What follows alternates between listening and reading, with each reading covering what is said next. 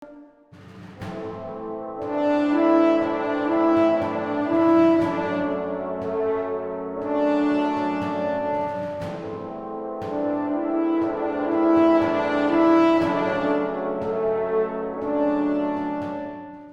ఏ అంశాన్ని గురించి మాట్లాడినా ప్రభుత్వం తీసుకునే నిర్ణయాల గురించి మాట్లాడితే సెక్యులర్ అనే ఒక ఫ్యాబ్రిక్కి విఘాతం కలుగుతోందనే అందరూ ఒకవైపు మాట్లాడుతూ ఉంటారు. సో డూ యూ థింక్ నిజంగా సెక్యులర్ ఫ్యాబ్రిక్కి విఘాతం కలిగే విధంగా ఈరోజు ఉందా? అసలు సెక్యులరిజం అనే పదానికి అర్థం ఏంటి? ఒకసారి మీ వర్షన్ నాకు కావాలి. నిరర్థకమైనటువంటి పదం అనమాట అండి. Secularism is a western concept because there was trouble between the church. అదే సెక్యులరిజం వీళ్ళంతా కమ్యూనలిస్టులు కాబట్టి సెక్యులరిజం మాట పట్టుకుంటున్నారు. ఏ చట్టం అయినా సరే మతాన్ని గురించి దృష్టిలో పెట్టుకుని చట్టం చేయకూడదు. ఇప్పుడు మొదలుపెట్టింది ఎవడో గవర్నమెంట్ సొమ్ముని ముస్లింల తీర్థయాత్ర కోసం ఖర్చు పెట్టాలి అని పెట్టింది ఎవడో సెక్యులరిస్టు జవహర్లాల్ నెహ్రూ అనమాట అండి. అంటే వెంకటేశ్వరుడేమో ధనవంతుడి యొక్క దేవుడు, యేసుక్రీస్తు ఏమో బీదల వాళ్ళ యొక్క దేవుడు అనమాట అండి. యేసుక్రీస్తుడు మహమ్మదుడు. ఇది ఇప్పుడు జరుగుతున్నది ఏంటి? ఆంధ్రప్రదేశ్లో కానీ తెలంగాణలో కానీ జరిగేది ఏంటనమాట అండి, ఓట్ బ్యాంకు తయారు చేసుకోవడం కోసం ఏం చెప్పారు అనమాట అండి, మైనారిటీలు బుద్ధగించడం మొదలుపెట్టారు. సో ఒక పక్కన ఆ కులం పోవాలంటూ ఆ కులాన్ని శాశ్వతీకరణం చేయటం. There is a Muslim community, there is a Christian community, how do you get a Hindu community? మీ మీ మీ జీవితమే నిజంగా చాలా ఒడిదొడుకులను ఎదుర్కొన్నారు, అనేక సవాళ్ళను ఎదుర్కొన్నారు, వాటన్నిటి ఛాలెంజెస్ని అన్నింటినీ ఎదుర్కొని మీరు ఇక్కడ దాకా వచ్చారు. చాలా అంశాల మీద మీకు పూర్తి అవగాహన ఉంది కాబట్టి. సో ఫస్ట్ రాజ్యాంగానికి సంబంధించిన అంశాలు. ఈరోజు రాజ్యాంగానికి సంబంధించిన డిబేట్ చాలా సీరియస్గా జరుగుతోంది. అంబేద్కర్కి సంబంధించిన అంశాల్లో కూడా వక్రీకరణలు చాలా జరుగుతున్న సందర్భాలు ఉన్నాయి. మీరు రాసిన అనేక ఆర్టికల్స్ నేను చదివాను. అంబేద్కర్ ఏ విధంగా, ఆయన ఎట్లాంటి ఐడియాలజీతో ఉన్నారు? ఆయన 17 వాల్యూమ్స్ ఉన్నాయి నా దగ్గర. ఓకే. ఆయన స్పీచెస్ అన్నీ కూడాను 17 వాల్యూమ్స్ లాగా గవర్నమెంట్ ఆఫ్ మహారాష్ట్ర పబ్లిష్ చేసిన 17 ఉన్నాయి మన దగ్గర. సో మీరు సెక్యులర్ కంబాటా మీరు రాసిన మీ పత్రికలాగా ఉండేది ఒకటి చిన్నది, ఎక్కువ అందులో అన్ని ఆర్టికల్స్ చదివేవాడిని. సో సెక్యులర్ అనే మాట గురించి పెద్ద డిబేట్ ఉంది సార్. కాన్స్టిట్యూయెంట్ అసెంబ్లీలో కూడా డిబేట్ జరిగింది. దాన్ని ప్రియంబుల్లో పెట్టకూడదు అనే ఒక అంశం మీద నిర్ధారణకు వచ్చినాక ఎమర్జెన్సీ పీరియడ్లో పెట్టడం జరిగింది. సో ఈరోజు ఏ అంశాన్ని గురించి మాట్లాడినా, ప్రభుత్వం తీసుకునే నిర్ణయాల గురించి మాట్లాడితే సెక్యులర్ అనే ఒక ఫ్యాబ్రిక్కి విఘాతం కలుగుతోందనే అందరూ ఒకవైపు మాట్లాడుతూ ఉంటారు. సో డూ యూ థింక్ నిజంగా సెక్యులర్ ఫ్యాబ్రిక్కి విఘాతం కలిగే విధంగా ఈరోజు ఉందా? అసలు సెక్యులరిజం అనే పదానికి అర్థం ఏంటి? ఒకసారి అది నిరర్థకమైనటువంటి పదం అనమాట అండి. అది ఇప్పుడు 20 మంది ఏ టోపీని ఉపయోగిస్తారో ఆ టోపీకి షేప్ ఉండదు. A cap that is worn by many people loses its shape అనమాట అండి. అదేవిధంగా ఈ సెక్యులరిజం అనే దానికి నిర్వచనం లేకుండా, సోషలిజం దానికి నిర్వచనం లేకుండా ఆ మాట ఎందుకు ఒప్పించవలసి వచ్చింది? 1946 నవంబర్లో భారతదేశానికి స్వతంత్రం వచ్చిందా? లేదు. అప్పుడు కాన్స్టిట్యూట్ అసెంబ్లీ మీట్ అయింది, స్వతంత్రం రాకముందు. అందుకని మైనారిటీ అంటే ముస్లింలు కనుక ఏదైనా కొన్ని లుసుగుబాట్లు ఇచ్చినట్టయితే వాళ్ళు పాకిస్తాన్ని అడగరనే ఉద్దేశంతో కాన్స్టిట్యూషన్ రాశారు. మొదలైందనమాట అండి. అందుకనే మైనారిటీలు అని ఎందుకు వచ్చిందంటే, ఈ కనుక కొన్ని లొసుగులు చూపిస్తే కాన్స్టిట్యూషన్లోనే చూపించినట్టయితే వాళ్ళకి ఆశ్వాసన ఇచ్చినట్టు ఉంటుంది, అప్పుడు పాకిస్తాన్ అడగరు అనుకున్నారు. కానీ ఈ మధ్యలో వాళ్ళు బాయ్కాట్ చేశారు కాన్స్టిట్యూంట్ అసెంబ్లీని. ముస్లిం లీగ్ వాళ్ళు అన్ని సీట్లు వాళ్ళే గెలుచుకుని వాళ్ళు రాలేదు. కానీ ముస్లిం లీగ్ తరఫున నెహ్రూ గారే ఉన్నారు. నెహ్రూ గారే అన్నిటికీ ఇవన్నీ ఇద్దామని మొదలుపెట్టింది అనమాట అండి. వీటన్నింటినీ కూడా వ్యతిరేకించింది 2 మహానుభావులు ఉన్నారు, డాక్టర్ అంబేద్కర్ గారు, కేఎం మున్షి గారు అనమాట. కేఎం మున్షి గారు వీరికి సర్దార్ పటేల్ వీళ్ళు ఏమన్నారంటే, భారతదేశం ఇప్పుడు బానిస దేశం ఎందుకు తయారైంది? దండయాత్ర మీద దండయాత్ర వస్తుంటే దేశం అంతా కలిసి ఎందుకు యుద్ధం చేయలేదు? అది ఫండమెంటల్ క్వశ్చన్ అనమాట అండి. ఎవరికి? సర్దార్ పటేల్కి, అంబేద్కర్ గారికి, మున్షి గారికి. ఓకే. అందుకని వీళ్ళు ఏమనుకున్నారనమాట, ఎవరికి పార్టీషన్ జరిగిన తర్వాత ఇక మిగిలిన దానైనా సరే స్ట్రాంగ్ సెంట్రల్ గవర్నమెంట్ ఉండాలి అనుకున్నారు. సెంటర్ మస్ట్ బి స్ట్రాంగ్ అన్నారనమాట అండి. Federation is not a strong one. ఇండియాని ఏమన్నారన్నమాట, యూనియన్ ఆఫ్ ఇండియా అన్నారు. కాన్స్టిట్యూషన్లో ఎక్కడ ఒక్క శబ్దం లేదు ఫెడరేషన్ ఇది అనమాట అండి. ఫెడరేషన్ అనే పదం కానీ ఫెడరల్ అనే లేదు, యూనియన్ యూనియన్ యూనియన్ అని ఉందన్నమాట అండి. సో అప్పుడు వచ్చింది ముస్లింలు ఆశ్వాసన కనుక ఇచ్చినట్టయితే, వారు సరైన కొన్ని ప్రొవిజన్స్ పెట్టినట్టయితే వాళ్ళు పాకిస్తాన్ని అడగరు అనే ఉద్దేశంతో మొదలుపెట్టి పాకిస్తాన్ వచ్చినా కూడా వాటిని ఉంచి పారేసారనమాట అండి. అప్పుడు రెండు విషయాల గురించి పెద్ద చర్చ జరిగిందనమాట అండి. ఒకటి సెక్యులరిజం అనేది అనమాట అండి. నెహ్రూ గారు సెక్యులరిజం అనమాట అండి. దాని డెఫినేషన్ ఏమీ లేకుండా ఉంటే అంబేద్కర్ గారిని డిఫైన్ చేశారు. దేన్నైతే హిందూయిజం అంటారో ఇది సెక్యులర్. ఏ హిందూ రాజు కూడా ఈ చరిత్రలో, ఈ వేల చరిత్రలో, వేల సంవత్సరాల చరిత్రలో ఇది నా మతం అని చెప్పలేదు. చెప్పిందల్లా ఒక అశోకుడే. బౌద్ధమే నా ధర్మం రాజ్య మతం అని చెప్పాడనమాట అండి. అంతేగాని ఏ హిందూ రాజా కూడా అందరినీ రక్షించాడు. కాబట్టి secularism is a western concept, because there was trouble between the church and the people and government అనమాట అండి. ఇక్కడ మనకి ఏం లేదు, రాజధర్మం వేరు ఇక్కడ. కాబట్టి సెక్యులరిజం పదానికి అర్థం లేదు, అక్కర్లేదు. అందరూ మనం ఇంపోర్ట్ చేయకూడదని చెప్పి గట్టిగా వాదించింది అంబేద్కర్ గారే. గుడికి తరచుపోయి గొడుగుచుండేవాడు చెడ్డ పాప మీద దొడ్డ పాప మీద చేసి ఉండన్నారు కదా. అదే సెక్యులరిజం వీళ్ళంతా కమ్యూనలిస్టులు కాబట్టి సెక్యులరిజం మాట పట్టుకుంటున్నారు. కమ్యూనలిస్ట్స్ అనమాట అండి. కమ్యూనిస్ట్ అనమాట అండి. చూడండి, నెహ్రూ గారు పెద్ద సెక్యులరిస్ట్ అనుకుంటాం కదా. 1957లో సెకండ్ జనరల్ ఎలక్షన్ జరగబోతున్నాయి కదా.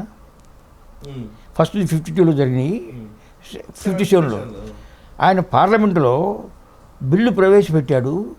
తురకవాళ్ళు హజ్ యాత్ర వెళతానికి ప్రభుత్వం యొక్క సొమ్ము పెట్టి పంపిస్తాము అని. ఈ సెక్యులరిజమా?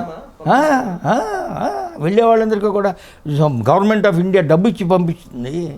అప్పటికి అక్కడ సెక్యులరిస్ట్ నెహ్రూ యొక్క సెక్యులరిజం అది అనమాట అండి. కానీ దాని తర్వాత సెక్యులరిజం అని అంటున్నారు కదా. సెక్యులరిజం అంటే ఏంటి అనమాట అండి, రెండు విధాలుగా చూడవచ్చు అనమాట.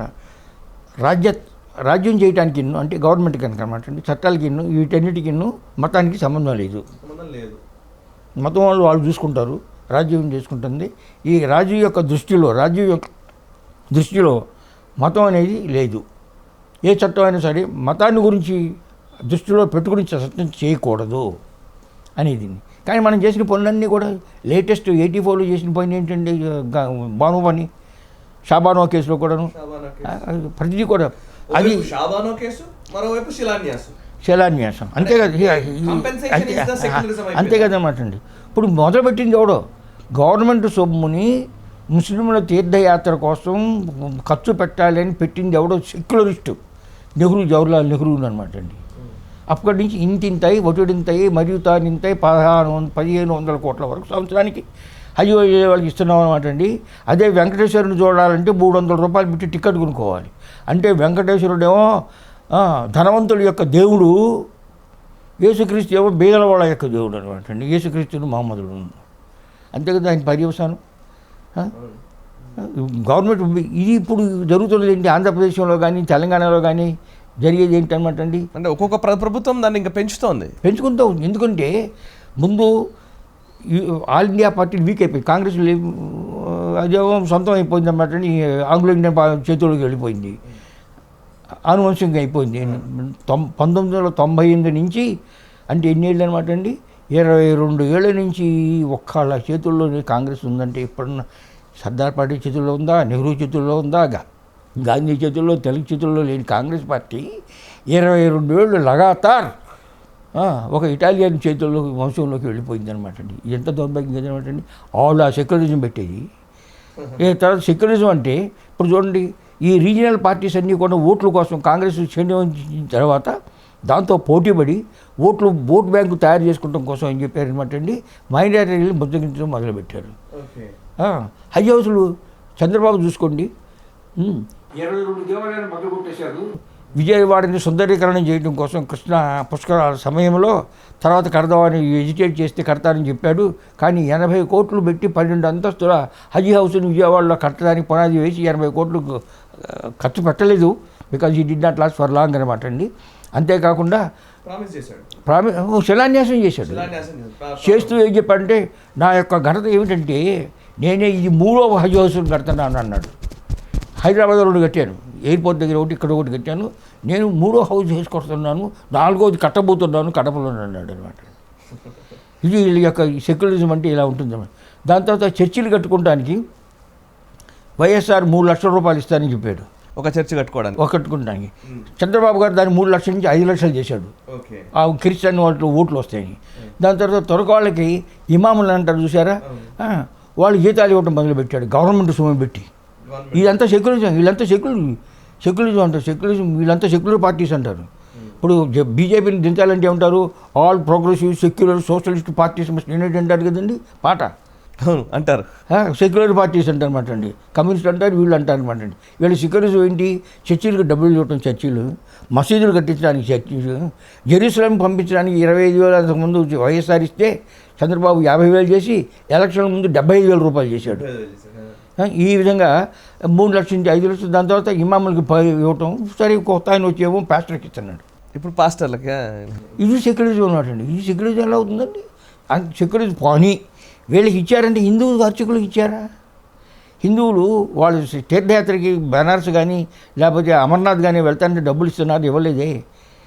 వాళ్ళు డబ్బులు పెట్టి చివరి లోకల్ దేవుని చూడాలంటే టికెట్ కొనుక్కోవాలి కదా. కానీ వీళ్ళకేమో డబ్బులు ఇచ్చి పంపిస్తారా జెరూసలంకి, హజ్కి. ఇది సెక్యులరిజం ఎలా అవుతుంది? ఇది బోగస్ మాట అనమాట అండి. ఇది సోషలిజం ఎట్లా అవుతుంది చెప్పండి? ఈ రెండింటిని కూడా ఇందిరాగాంధీ జనిపించింది కాన్స్టిట్యూషన్ మధ్యలో. అది కూడా ఎమర్జెన్సీ పీరియడ్ అందరిని బొక్కలు వేసేసి అపోజిషన్ అంతాను చేసేసి సోషలిజమా? ప్రైవేటైజేషన్ మొదలుపెట్టింది కాంగ్రెసే కదా. నరసింహారావు గారు అద్భుతం, మంచిది అనుకోండి.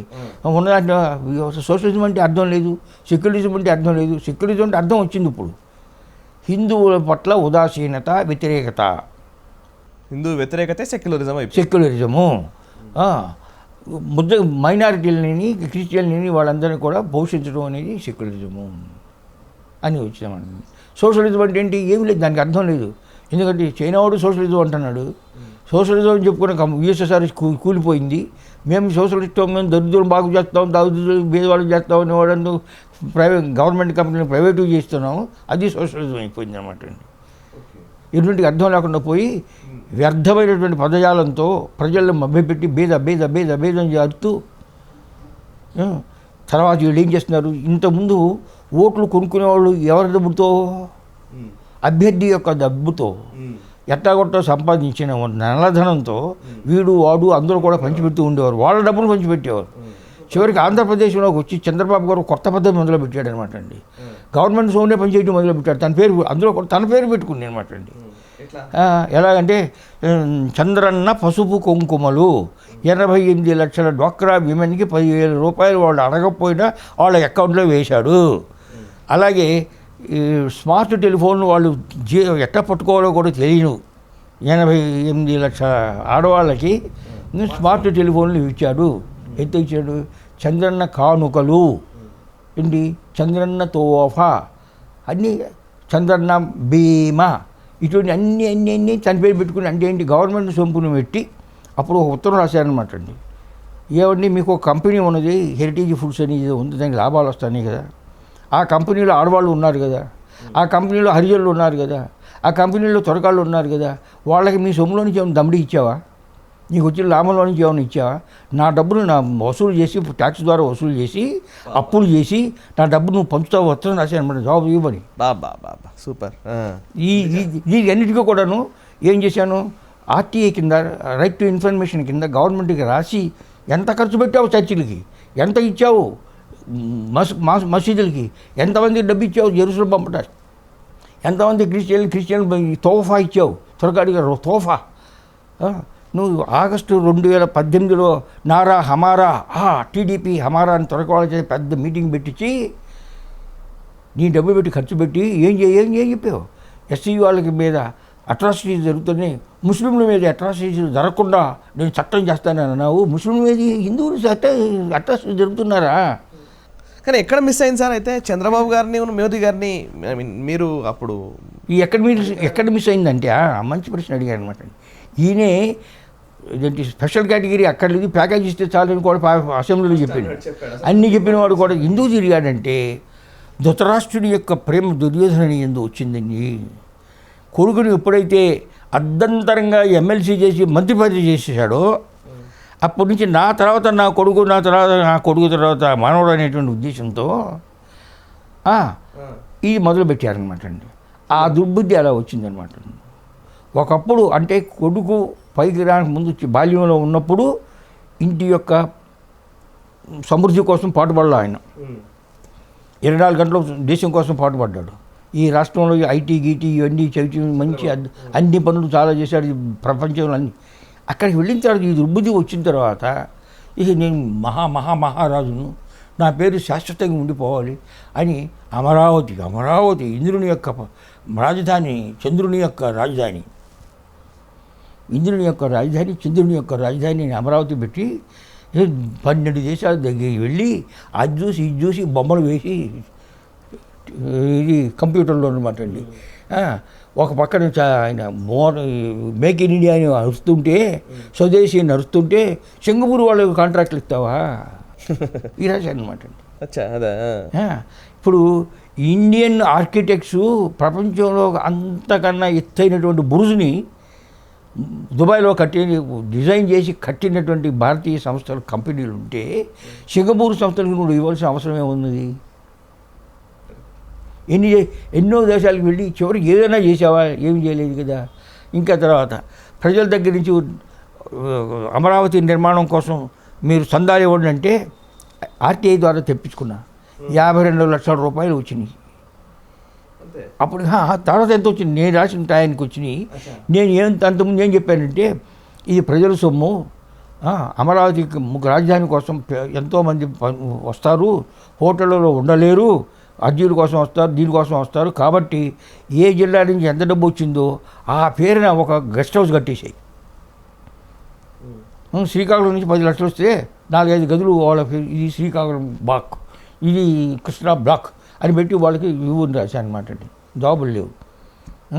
ఏం చదివినా ఇటువంటి ఎందుకు మీరు అడిగారు ఎందుకు వచ్చిందని. ఇది దుర్బుద్ధి కొడుకు. దీన్ని ఏమంటారంటే సన్ స్ట్రోక్ అంటారు. ముందు చంద్రబాబు గారు వ్యవహరించిన విధానానికి ఆ తర్వాత అంటే 2014-19 మధ్యకు వచ్చేసరికి 18 నుంచి చాలా డిఫరెన్స్ వచ్చింది. కొడుకు కోసం ఇదంతా చేశారా? అవును. కొడుకును మళ్ళీ ముఖ్యమంత్రిని చేయాలి కాబట్టి, సో ఇప్పుడు నేనే ఒక రాజుని కాబట్టి ఈ మోదీ ఇది అన్నీ అక్కర్లేదు ఇవంతా అని భ్రమలోకి వెళ్ళిపోయారు. అంతేనా?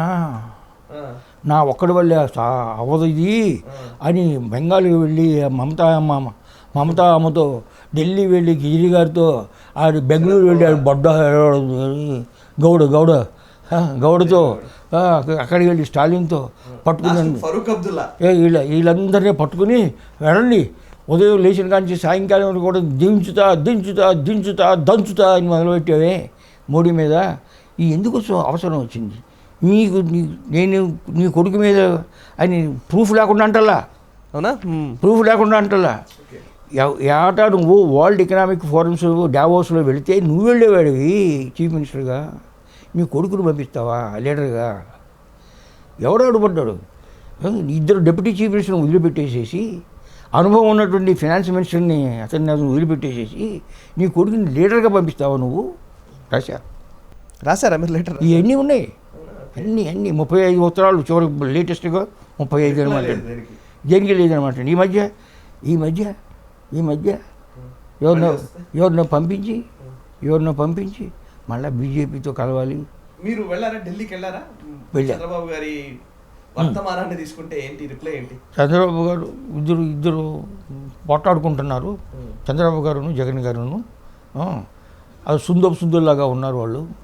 వాళ్ళలో వాళ్ళిద్దరు ధ్వంసం అయిపోవాల్సిందే. కానీ ఈయన చంద్రబాబు గారు ఎవరితో కలయలేదు. ఆయన రాజకీయ చరిత్ర ఎలా ఉన్నది?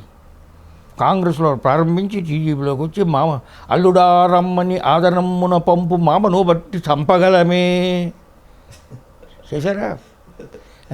ఎన్టీఆర్ దించి పారేశాడా, పార్టీని ప్రెసిడెంట్ అయ్యాడా. ఇప్పుడు 95, ఎన్ని సంవత్సరాలు, 25 సంవత్సరాలు. మీరు సోనియాని ఎక్కిరిస్తున్నారే.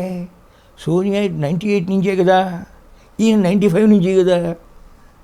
అయితే నేను చెప్పాలి. రెండో వాడిని ప్రెసిడెంట్ అవ్వనివ్వకుండా తనే ప్రెసిడెంట్ అయ్యి ఇప్పుడు నేషనల్ ప్రెసిడెంటా, వాళ్ళ కొడుకు నేషనల్ సెక్రటరీనా? అవునా? ఎవరు పెట్టారు? ఇది ఆయనే పెట్టుకున్నాడు కదా. దాంతో ముందు కాంగ్రెస్లో ప్రారంభించి టీడీపీలోకి వచ్చి టీడీపీ ఎందుకు పెట్టారు? ఆనువంశిక పాలన ఉండటానికి వీల్లేదని ఎన్టీ రామారావు శోషించి ఘోషించి ప్రయత్నించి కృతకృత్యుడు అయ్యాడనమాట అండి. ఇందిరాగాంధీతో పోట్లాడి వీళ్ళతో పోట్లాడి అనమాట అండి. ఉండకూడదనే ఉంటుంటే అటువంటి పార్టీలు నువ్వు వారసత్వం పెడతావా?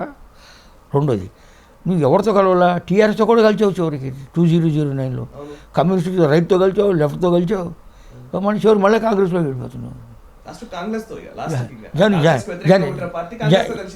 జనసేవతో కలిసావు, మళ్ళీ జనసేవ జరిగిపోయావు. నీకు నిలకడ ఎక్కడన్నా ఉన్నదా? నువ్వు గెలిచింది బీజేపీ లేకుండా ఎప్పుడు గెలిచావో చెప్పు అన్నాడు. బీజేపీ 2%, 3% వస్తాయి. ఓన్లీ వాజ్పేయి గారు ఉన్నప్పుడు 10% వచ్చింది. ఆయన గొప్పతనం గమ్మాలన్నమాట అండి. అది అప్పుడు కూడా కలిసి 99 నుంచి 99 గెలవటానికి బీజేపీ ఉందని పక్కన 2014లో ఉండటానికి గెలవటానికి ఎప్పటికీ నువ్వు బీజేపీలో ఎప్పుడే ఓడిపోతున్నావు కదా. మరి ఎందుకు యుద్ధం పెట్టావు నువ్వు?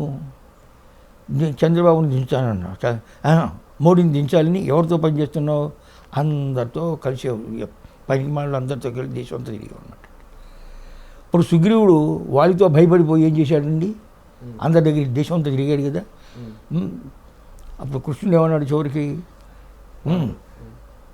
జెండాపై కపిరాజు ముందు శేతవాజ శ్రేణి గూర్చి ఏ దండంబును గోలు చందనముపై నారి సారించుతున్ ఫల్గునుడు మూకం చెండుతున్నప్పుడు ఒక్కండైన నీ మొరాలకింపడు సంధింపగా నడాలిదా?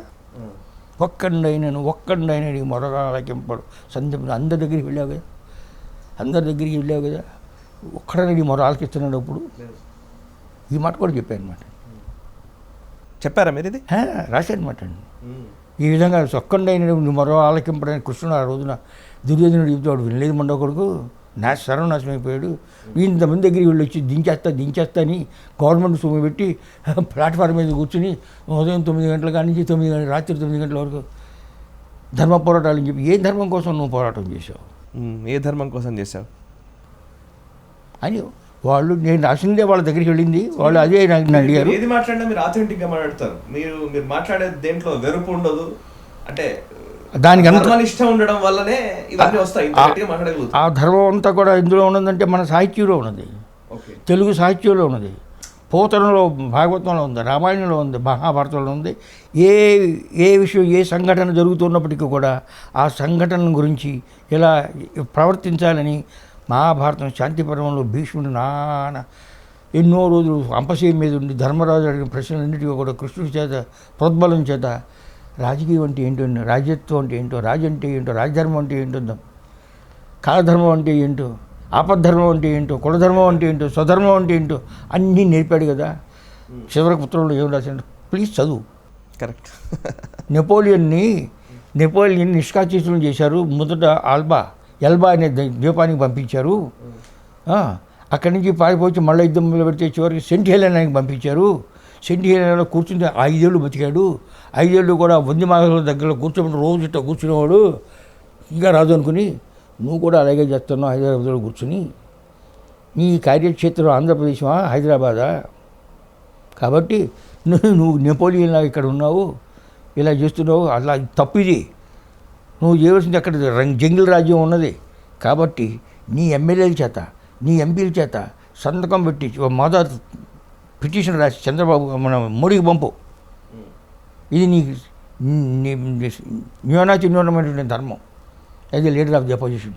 అది నువ్వు చేయకుండా ఏదో వీడి మీద ఆడి మీద కోతలు కూర్చున్నావు ఎందుకయ్యా అన్న. అండ్ మీరు ఎన్టీ రామారావు గారితో వీళ్ళందరికీ కూడా నువ్వు పంపించాను అండి. ఎవరికి? నువ్వు దిగు. ఎంపీ ఉన్నాడే రామ్మోహన్ నాయుడు బీసీలో పట్టుగమ్మ. టీడీపీ అంటే బీసీపీ అని అర్థం. ఒక్క బీసీ నువ్వు రానిచ్చావా? నువ్వు చీఫ్ మినిస్టర్గా ఉన్నప్పుడు నువ్వు కాదు, సెకండ్ టర్మ్లో నువ్వు ఉండొద్దు, భారతిని చేయి. ఎవరో స్పీకర్ చేశాడే భారతి, ఏం భారతి ఆవిడ పేరు ఏదో ఉందన్నమాట అండి. హరిజన్ కూతురు, ఫాదర్ ఏమో జస్టిస్ అనమాట అండి. ఆవిడ గుణవంతురాలు, బుద్ధివంతురాలు, ప్రతిభావంతురాలు, ప్రతిభా భారతి ఆవిడ పేరు. ఆవిడ్ని చీఫ్ మినిస్టర్ చేయి, నీ పేరు ఎంత గొప్పగా ఉంటుందని చెప్పాను అనమాట. అప్పుడే చెప్పాను, ప్రతిభా భారతిని చేయి. ఇప్పుడు రామ్మోహన్ మావిని చేయి, అతను లీడర్ ఆఫ్ ది అపోజిషన్ చేసి నేర్పు. నువ్వు ఎలా చేయాలి? చక్కగా మాట్లాడతాడు, తెలుగులో మాట్లాడతాడు, హిందీలో మాట్లాడతాడు, చదువుకున్నవాడు అక్కడ అనమాటండి. అటువంటి వాళ్ళని చేయాలని ఆయన్ని రామ్మోహన్ నాయుడికి పిలిచి చెప్పాను, రాశాను. అట్లాగే కొంతమంది ఎమ్మెల్యేలకి, రాజమండ్రి ఎమ్మెల్యే ఉన్నారు చూసారా, బుచ్చయ్య చౌదరి గారు, ఆయన కనుక గద్దె రామ్మోహన్ రావు కనుక వీళ్ళు ఎమ్మెల్యేలు అందరికీ రాశాను అనమాట. కొంతమందికి ఈయన దించండి, మీరు టీడీపీ ఉండాలి.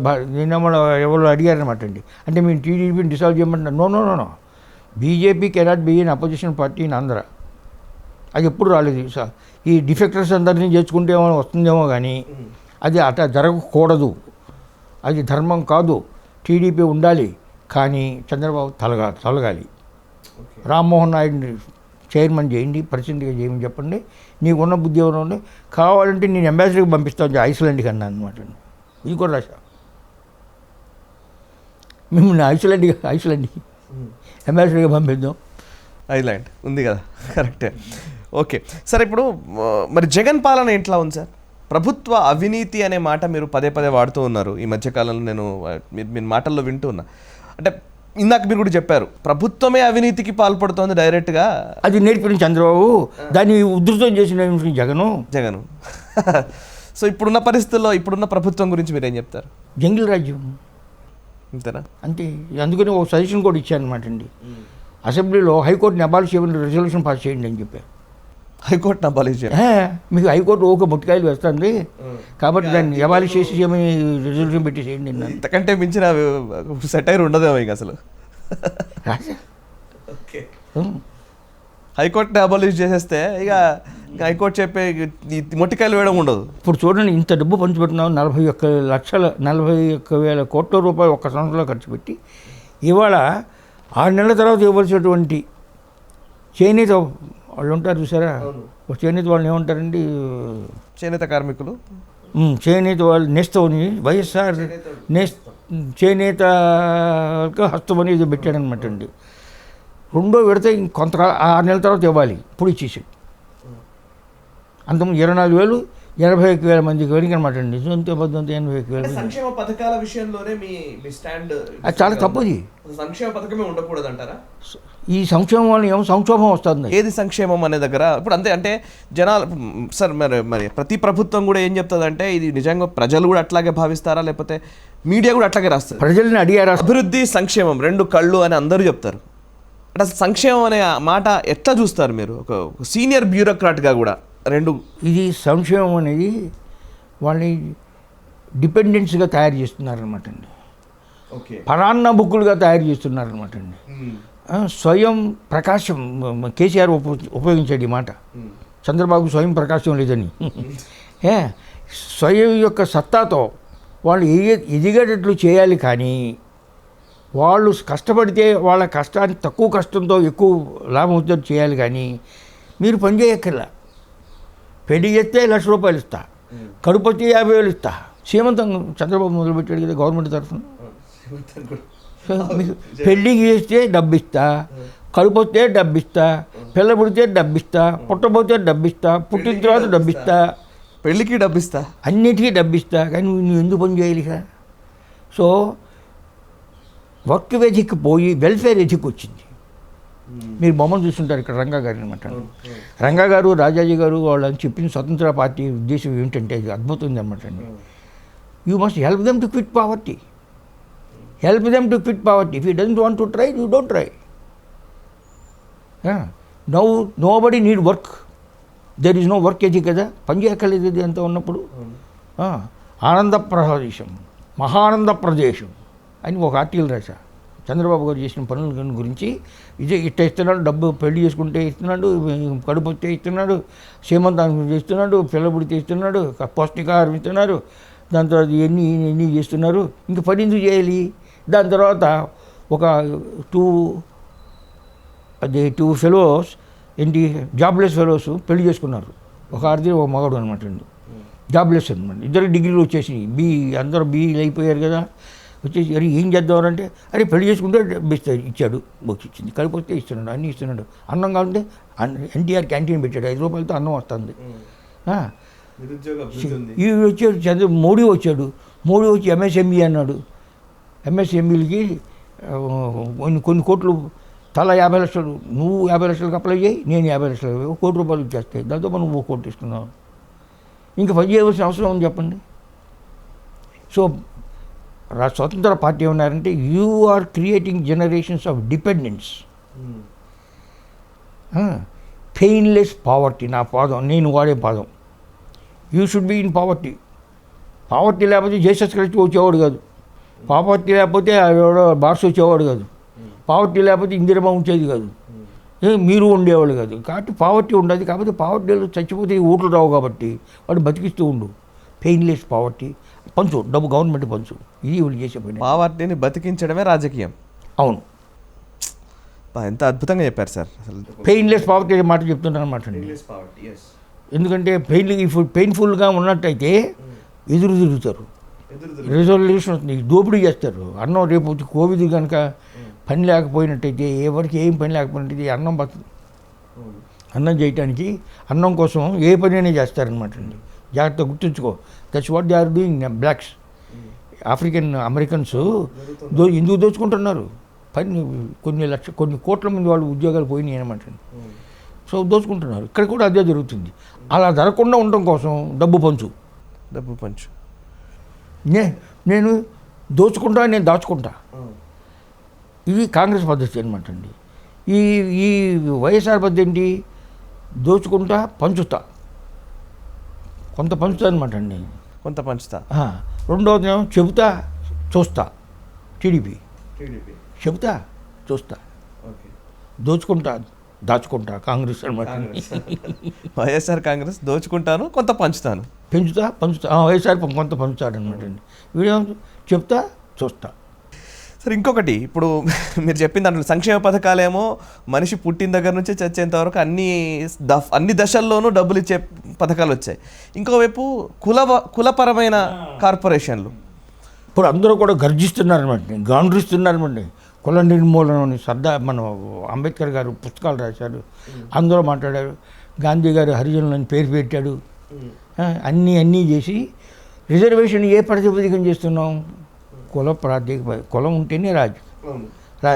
ఇప్పుడు రిజర్వేషన్ తీసేసే అనగలిగిన మగవాడు ఉన్నాడా? ఆ మాట తీస్తేనే చాలా కష్టంగా ఉంది. మెడకాయ కోసేస్తారు. మాట అన్నమాట రిజర్వేషన్ తీయాలి, పోవాలంటే నేను మెడకాయ కోసేస్తాను అంటారనమాట. ఆ రిజర్వేషన్ ఏ పద్ధతిలో జరగాలి? కులం. సో ఒక పక్కన ఆ కులం పోవాలంటూ ఆ కులాన్ని శాశ్వతీకరణ చేయటం. అంతేకాకుండా చంద్రబాబు గారి హయాంలో కుల ప్రాతిపదికన సంక్షేమ కార్పొరేషన్స్ మొదలుపెట్టాడు. బ్రాహ్మణ సంక్షేమ కార్పొరేషన్, వైశ్య సంక్షేమ కార్పొరేషన్, కాపు సంక్షేమ కార్పొరేషన్.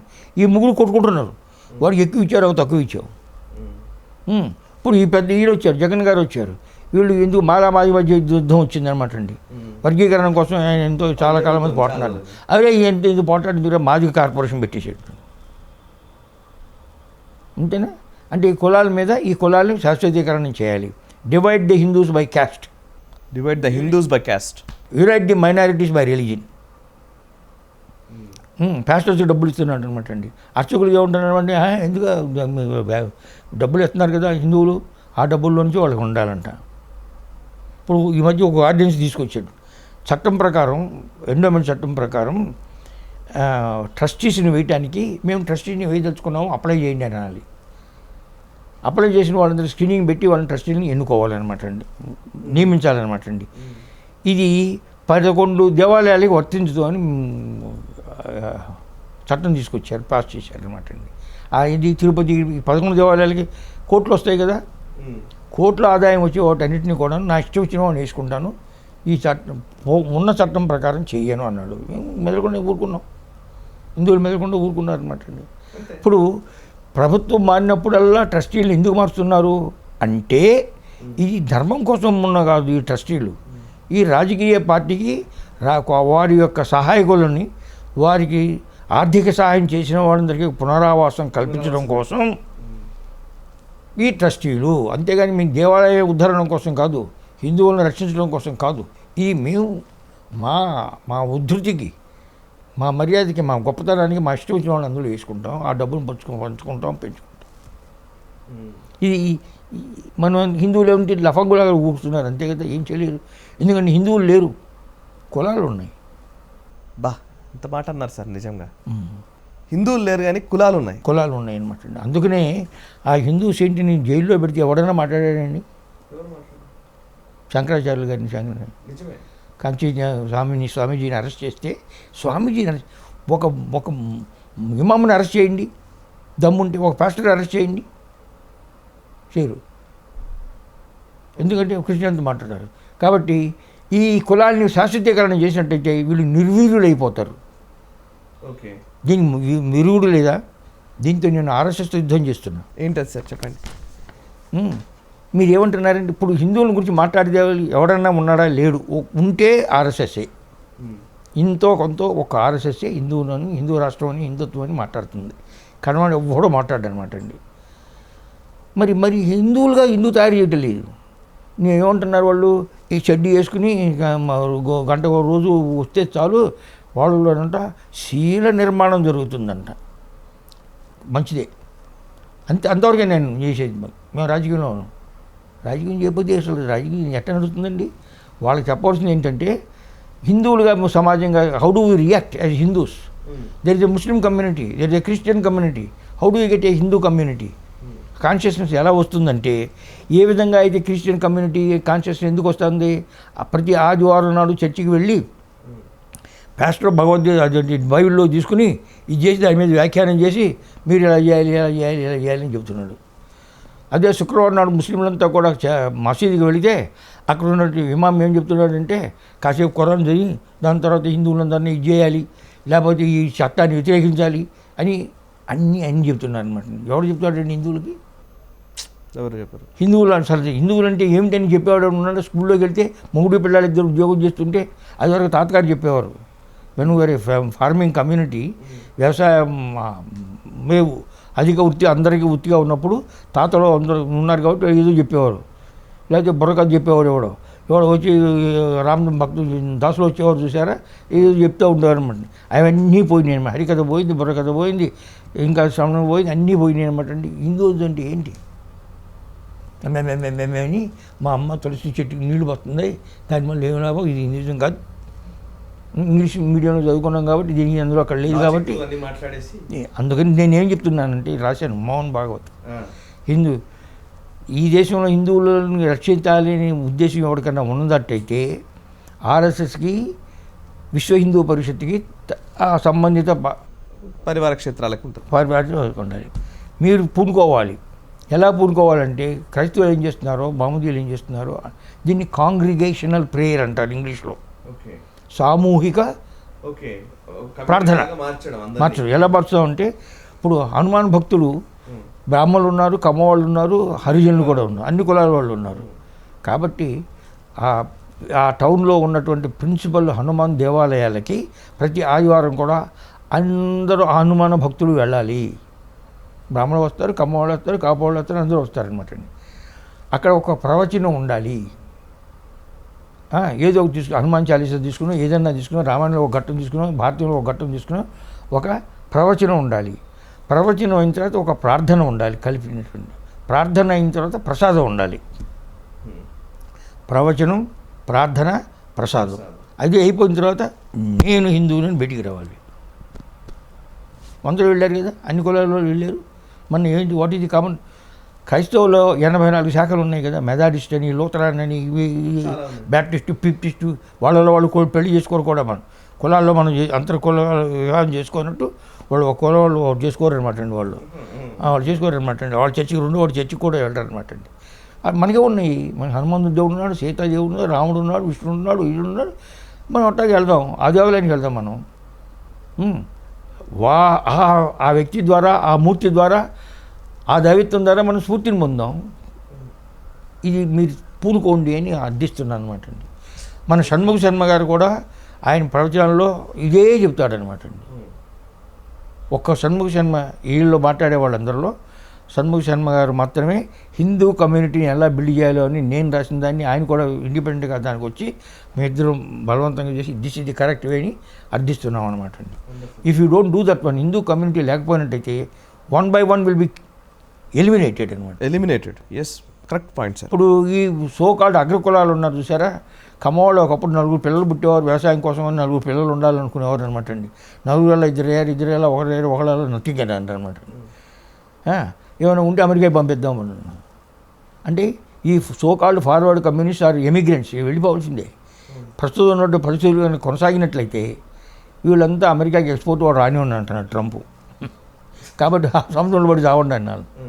సోకాల్డ్ ఫార్వర్డ్ కమ్యూనిస్టులకి వీళ్ళ గతి ఇది గుర్తించకుండా ఉంటే ఇప్పుడు అదివరకు 4 పిల్లలలో 2 పిల్లలే, 1 పిల్లలే, 9 పిల్లలు లేకుండా అయిపోయారు కదండి. ఫెర్టిలిటీ రేట్ అంటారనమాట అండి. ఒక జాతి కంటిన్యూ పెరగకుండా తగ్గకుండా ఉండాలంటే ఫెర్టిలిటీ రేట్ మస్ట్ 2.1, అంటే ప్రతి ఆడదానికి 2 పిల్లలు ఉండాలన్నమాట అండి. ఎంతమందికి ఉన్నారో చూడండి. ఇప్పుడు చాలామంది అంబేద్కరిస్టులు మాట్లాడే మాటలు ఇప్పుడు మీరన్నా అంటే సరే కుల వివక్ష ఇవన్నీ ఉన్నాయి, హెచ్చు తగ్గులు, ఈ అంశాలకు సంబంధించి చాలా ఇష్యూస్ ఈ మధ్యకాలంలో చర్చలో ఉన్నాయి. అంబేద్కర్ ఇతర మతాలకు సంబంధించి చెప్పిన విషయాల గురించి మీరు అనేక ఆర్టికల్స్ రాశారు, నిజాలు అంటే వాస్తవాల్ని క్రోడీకరిస్తూ. కానీ జరుగుతున్నది ఏంటంటే అంబేద్కర్ హిందుత్వాన్ని విమర్శించారు, హిందువుల్లో ఉన్న ఈ కుల వివక్ష గురించి ప్రస్తావించారు. సో మేమంతా అంబేద్కరిస్టులం, మేము ఈ హిందుత్వాన్ని అంగీకరించమనే వ్యక్తులు కూడా చాలామంది ఉన్నారు. సో నిజంగా అంబేద్కర్ ఇది కాంక్షించాడా? ఈ కన్వర్షన్స్ జరుగుతున్న విధానంలో చాలామంది మాట్లాడుతున్నది ఇదే. అంబేద్కర్ గారే కాదు, రామానుజు 1000 సంవత్సరాల క్రితం పొలాలు అంటరానితనం ఉండకూడదని ఘోషించాడు అనమాట. 1000 సంవత్సరాల నాడు మొదలుపెట్టారనమాట అండి. ఆ 1000 సంవత్సరాల దగ్గర నుంచి ఈ 2020 వరకు కూడా ఎంతమంది సంస్కర్తలు వచ్చారు హిందూయిజంలో? చాలామంది వచ్చారు. కరెక్టే. 1857, 65 రాజా రామ్మోహన్ రాయ్ ఎంతకాలం తీసుకొచ్చి సతీని అబాలిష్ చేశాడు లేదా, బాల్య వివాహాలు చేసి అబాలిష్ చేశాడు లేదా, వితంతు వివాహం చేయించాడు కదా. ఈ విధంగా దాని తర్వాత మహారాష్ట్రలో ఉన్నటువంటి సెయింట్స్ అందరూ కూడా, కర్ణాటకలో ఉన్నటువంటి సెయింట్స్ అందరూ కూడా ఈ కులాన్ని పోవాలి అని అంటూ వచ్చారు కదా. చివరికి ప్రహ్లాద యుద్ధం దేనికోసం జరిగిందనమాట అండి. బ్రహ్మనాయుడు చాపకూడు పెట్టాడు, కులాలు లేకుండా బ్రహ్మనాయుడు వైష్ణవిజం పెట్టాడు. వీరశైవం పెట్టింది మన బాలనాగమ్మ, కరీంనగర్ నుంచి వెళ్ళింది. ఈ అంటే హిందూ ధర్మాన్ని సమాజాన్ని సంస్కరించడానికి అనవరతం ప్రయత్నాలు జరిగినాయి. ఏమండి, సిక్కిజం ఎందుకు వచ్చింది? దాని తర్వాత దయానంద సరస్వతి హిందూ. సో ఇతర మతాలు జరిగితే మెడకాయ కూసేస్తాడు. ఏదైనా చెప్పేది ఇది కాదు, ఖురాన్కి వ్యతిరేకంగా ఒక్క మాట చెప్పామంటే, 4 పెళ్ళాలు ఉండకూడదు, 1 పెళ్ళమే ఉండాలి అన్నా ఉంటే, తిని తలాక్ ఉండాలంటే మెడకాయ కూసేస్తారంటారనమాట, పట్టువాళ్ళు ఇస్తారనమాట. మనకు అది లేదే. కాబట్టి ఇవన్నీ తెలుసుకున్న తర్వాత ఇవన్నీ కూడా ఒకరిదారు జరిగింది. ఆయన పోయిన తర్వాత దాని స్ఫూర్తి పోయింది. విజయారణ్య స్వామి హిందూ అనే పదం భారతదేశంలో అంతకుముందు ఏ సంస్కృతి, ఏ భారతంలో ఉందా, రామాయణంలో ఉందా, భాగవతంలో ఉందా, ఏ సంస్కృతి, ఏ సాహిత్యంలో హిందూ అని లేదు. మొట్టమొదటిగా ఎప్పుడు వచ్చిందంటే 1338లో ఎప్పుడైతే విజయనగర సామ్రాజ్యాన్ని విజయారణ్య ఎందుకు స్థాపించావు అంటే, హిందూ ధర్మ సంరక్షణార్థాయ స్థాపయామహ అన్నాడు అనమాట. మన త్వరకాలు హిందువులు అన్నారు కాబట్టి హిందువులు ఎప్పటి నుంచి అన్నారు. గ్రీకులు కూడా ఏదో ఇండస్ట్రీ హిందూ అంతా ఉన్నారు కాబట్టి ఇందులో మళ్ళీ ఇప్పుడు త్వరకాల రాజ్యం వచ్చి అంతా హిందుస్థాన్ అంటున్నారు కాబట్టి అప్పుడు హిందూ అని మనం పెట్టుకోవడం మొదలుపెట్టేవారు. అంతకుముందు లేదు కదా. కాబట్టి ఏం చెప్తున్నానంటే, హిందూ ధర్మంలో, ఈ సనాతన ధర్మంలో సంస్కరణ అనేది అంతర్భాగము, పార్ట్ ఆఫ్ ఇట్. అట్లా చాలా మంది. అందుకనే యదా యదా హి ధర్మస్య గ్లానిర్భవతి అభ్యుత్థానం అధర్మస్య తదాత్మానం సృజామ్యం. ఎందుకు? పరిత్రాణాయ సాధూనాం వినాశాయ చ దుష్కృతం. గాంధీ రాశారు పుస్తకం, తిలక రాశారు ఒక పుస్తకం భగవద్గీత గురించి. గాంధీ గారు అన్నాడు అనాసక్తి యోగం అన్నాడు, అహింసా యోగం అన్నాడు. తిలక గారు ఏమన్నారు కర్మయోగం అన్నాడు. కర్మయోగం. సన్యాస కర్మణాం కృష్ణ పునర్యోగం చ శంసి యచ్చయ్య ఏతోరేకం తన్మే భూయి సునిశ్చితం. సన్యాస కర్మ రెండు కూడా ఇది గొప్పదంటే రెండూ ఒకటే. యత్ సాంఖ్యైః ప్రాప్యతే స్థానం తద్యోగైరపి గమ్యతే ఏకం సాంఖ్యం చ యోగం చ యః పశ్యతి సా పశ్యతి. కర్మయోగం సాంఖ్యం లేదు, అన్నీ ఒకటి. యోగం అనేది సమ్ టెక్నిక్ అనమాట అండి. అది ఈ సహస్రాంతం కూడా జరుగుతూనే ఉంది. లేటెస్ట్ దయానంద సరస్వతి, తర్వాత వివేకానంద, ఏమండి. సో అన్నీ జరుగుతూనే ఉన్నాయన్నమాట అండి. అంత ఫోర్స్గా ఎందుకు జరగలేదంటే ఆ రోజుల్లో మనకు స్వాతంత్ర్యం లేదు కాబట్టి, బ్రిటిష్ వాళ్ళ కిందో తురకాల కిందో ఏదో ఉంటున్నాం కాబట్టి, బానిసలు ఎంతవరకు స్వయం ప్రతిపత్తిని సంపాదించుకోగలరో, ఎంత సంస్కరణ చేయగలరో, అందుకని అప్పుడు లిమిటెడ్ అయిందన్నమాట అండి. సో అంబేద్కర్ వచ్చిన తర్వాత from the point of view of modern so called western knowledge అన్నింటిని కొంత మానవ హక్కులు మానవత్వం అనేది ఉద్దేశించిన తర్వాత ఆయన ఈ brought it to the centre stage అనమాట అండి. పరిశిష్టం దట్ వన్ అనమాట అండి. ఏది అయినా సరే రాజకీయంగానే సొల్యూషన్ జరుగుతుంది కానీ వేరే విధంగా సొల్యూషన్ జరగదు. అందుకనే అరస్యతో చెప్తున్నాను, మీరు బుద్ధిమంతులు తయారు చేద్దాం అనుకుంటున్నారా? బుద్ధిమంతులంతా బుద్ధివిహీనులు అవుతున్నారయ్యా పవర్ వచ్చిన తర్వాత. అవునా, బుద్ధివిహీనులు అవుతున్నారు పవర్ వచ్చిన తర్వాత. కాబట్టి మీరు కూడా కలుగ చేసుకోవాలి. బిడ్డను కనడమే కాదు, కన్నవాడు ఎలా ఉన్నాడు, ఎలా ప్రవర్తిస్తున్నాడు అని శిక్షించవలసిన బాధ్యత మీ మీద ఉన్నది. కరెక్ట్. కానీ మోహన్ భగవత్ గారు ఈజ్ గోర్బచేవ్ ఆఫ్ ఆర్ఎస్ఎస్. ఎట్లా? ఇప్పుడు మార్క్సిజానికి మూలం ఏంటి? The capital. మార్క్స్ రాసిన పుస్తకం అనమాట అండి. ఖురాను వాళ్ళకి, బైబిలు వాళ్ళకి అనమాట అండి. హిందుత్వానికి ఏది? గోల్వాల్కర్ గారు బంచ్ ఆఫ్ థాట్స్ అని 1940 నుంచి 73 వరకు 33 సంవత్సరాలు సుదీర్ఘకాలంగా ఆయన అన్ని ఆలోచించి అన్ని సమస్యల గురించి మాట్లాడారు. అన్ని సమస్యల గురించి విశ్లేషణ రాశారు. అందులో ఉన్నాయన్నమాట అండి. ఇప్పుడు దాన్ని అందులో తీసేస్తానంటున్నాడు ఈయన. కొన్ని తీసేస్తారండి. ఏంటంటే తురకోవడం గురించి ఆయన చెప్పి తీసేస్తారంట. ఏంటి అదే గొప్ప చేసి టామ్ము కూలిపోయింది అప్పుడు చేసేసారన్నమాట. ఉదాహరణకి మేము యుద్ధం చేస్తున్న ఈ మౌనూన్ గురించి, మౌలానా ఆజాద్ నేషనల్ ఉర్దూ యూనివర్సిటీ క్లియర్గా రాశారు. గోల్వాల్కర్ గారు బంచత రెండు సార్లు మాట్లాడారు దీని గురించి. The language of Islam is Arabic, not Urdu. The language of Bible is Aramaic, not even Hebrew. New టెస్టమెంట్కి, ఓల్డ్ టెస్టమెంట్కి హిబ్రూ అనమాట అండి. Urdu is not a language. ఇది తురకాళ్ళు రాజ్యం చేసినప్పుడు మా కంటోన్మెంట్లో వీళ్ళు వాళ్ళు కలిసి మాట్లాడుకున్న భాష. ఇప్పుడు వీళ్ళు ఏం చేస్తున్నారు, ఉర్దూని ఏం చేస్తున్నారంటే they want to unite the. What do Muslims of Karnataka speak which language? Kannada. Malayalis fellows Tamil ఇక్కడ చాలా వరకు తెలుగు అనమాట అండి. అలా కాకుండా వీళ్ళందరినీ ఉర్దూలో మాట్లాడించి they want to unite all Muslims by Urdu. That is why Urdu is the language, official language of Pakistan. Punjabi is the Punjabi language, Sindhi is a language, Pashto is a language. వాటన్నిటి తీసి పారేసి ఉర్దూ రాజభాష ఎందుకు చేశాడు? కాశ్మీర్లో ఉర్దూ ఉందా? కాశ్మీరీ ఉంది, డోగ్రీ ఉన్నది, కానీ ఉర్దూ ఎందుకు రాజభాష చేశాడు? టు యునైట్ ది ముస్లిమ్స్ అనమాట అండి. సో ఇది కుట్ర. ఉర్దూ యూనివర్సిటీ పెట్టడం అనేది ఒక కుట్ర. Okay. So they want the Muslims of Karnataka and Kerala and Andhra to forget their mother tongue and make Urdu, and so that whole of India will be united through the medium of Urdu. ఇప్పుడు ఉర్దూ యూనివర్సిటీకి ఒక తురకోండి ఎందుకు వైస్ ఛాన్సలర్ వేయాలి? When for Andhra university or Osmania university anybody can become vice chancellor. When Potti Sriramulu Telugu university has got 1 ఖండపీఠ at Rajahmundry. Why Urdu ఈ should have 19 ఖండపీఠాలు బీహార్లోను, కాశ్మీర్లోను, కేరళలోను, కర్ణాటకలోను, హర్యానాలోను ఇంతమంది ఎందుకు పెట్టాలి? యుద్ధం చేస్తున్నా. చాలా చాలా బ్రాడ్ సబ్జెక్ట్ ఇది, చాలా ఇంపార్టెంట్ సబ్జెక్ట్ కూడా, వెరీ ఇంపార్టెంట్. ఎందుకంటే చాలామంది ఇగ్నోర్ చేస్తున్న సబ్జెక్ట్. ఎందుకంటే convenience of politics, politically correct అంటారు చూసారు ఇంగ్లీష్లో మాట, అదే అనమాట అండి. ఈ మాట అబ్బబ్బబ్బే ఆర్ఎస్ఎస్ ఇప్పుడు తోకవాళ్ళు నువ్వేం మాట్లాడదు. అసలు సమస్య తిరుపతిలో ఉంది, కౌరాన్లో ఉన్నది. ఎన్ని పుస్తకాలు చదివి రాశాను, 3 ఆర్టికల్స్ రాశారు అనమాట. 9 మంది పెళ్ళాలు 14 మంది మొండలు ఎందుకున్నారు ప్రైవేట్ మామూడికి? పొద్దున నీ చంపేసేసి నీ శత్రువుని వాడి పెళ్ళాన్ని సాయంకాలం రాత్రి భోగించాడు. 50 ఏళ్ళు వాడు 9 ఏళ్ళు పిల్లల్ని పెళ్లి చేసుకున్నాడు అయేషాని. దాని పాతివ్యాన్ని ఎలా టెస్ట్ చేశాడు, సీతని ఎలా టెస్ట్ చేశారు, ఈమెను ఎలా టెస్ట్ చేశారు, ఒక ఆర్టికల్ రాశా. కానీ నాకు ఆర్టికల్ ఎక్కడికి వెళ్తుంది? నా సెక్యులరిజం కంప్లీట్ కావడం లేదనమాట. లేదు సార్, అది ఇప్పుడు ఫండమెంటల్గా ఇష్యూని ట్యాకిల్ చెప్పింది. India will not stay Hindu మెజాయి. అందుకనే సర్దార్ పటేల్ అంబేద్కర్ గారి గురించి మాట్లాడుతున్నాము. అంబేద్కర్ గారు హిందూయిజాన్ని అని పుట్టాను, హిందూగా పుట్టాను.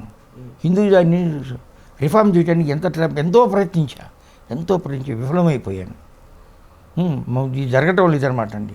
అందుకని నేను హిందువుగా పుట్టాను కానీ హిందువుగా చావను అన్నాడు అనమాట అండి. ఏమిగా చేస్తావు అంటే, ఈ మన నైజాం అన్నాడు, నువ్వు కనుక తురకాన్ని పిచ్చుకుంటే 7.5 కోట్ల రూపాయలు నీకు ఇస్తానన్నాడు. ప్రపంచంలో ఉన్న ఈ క్రిస్టియన్స్ అంతా కూడా వచ్చి, నువ్వు క్రిస్టియన్ అయితే నీ ఎంత డబ్బు అయినా వస్తుందో మీ వాళ్ళందరికీ మనకు వస్తుంది. 2 కాదన్నాడు. జైన్ని అడిగారు, బుద్ధిస్టులు ఎవరు అడుగుతారు లేరు కదండి, సిక్కులు వచ్చి అడిగారనమాట అండి. సిక్కిజం గొప్పదే, కానీ it is confine to Punjab. మాకెవరు సహాయం చేస్తారు మేము బుద్ధిస్టులు అయితే?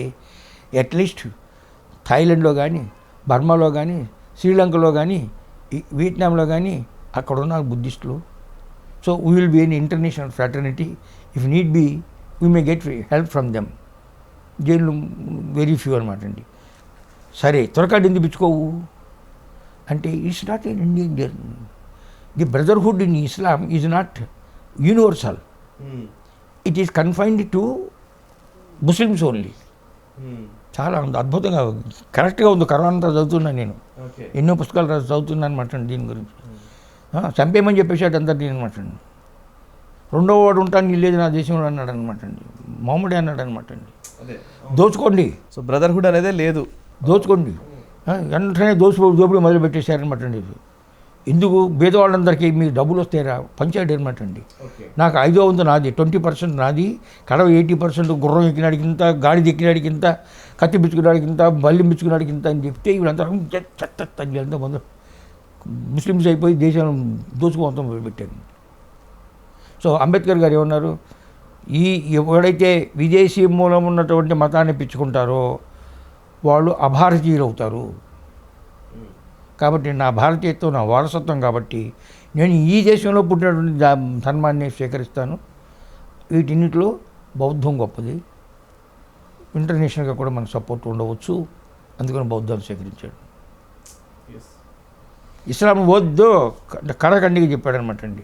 మనలో కొంతమంది క్రైస్తవులు అయ్యారు, వాళ్ళు ఇంకా అస్పృశ్యులే, వాళ్ళు ఇంకా దరిద్రులే, వాళ్ళు సొంతైన అభివృద్ధి జరగలేదు.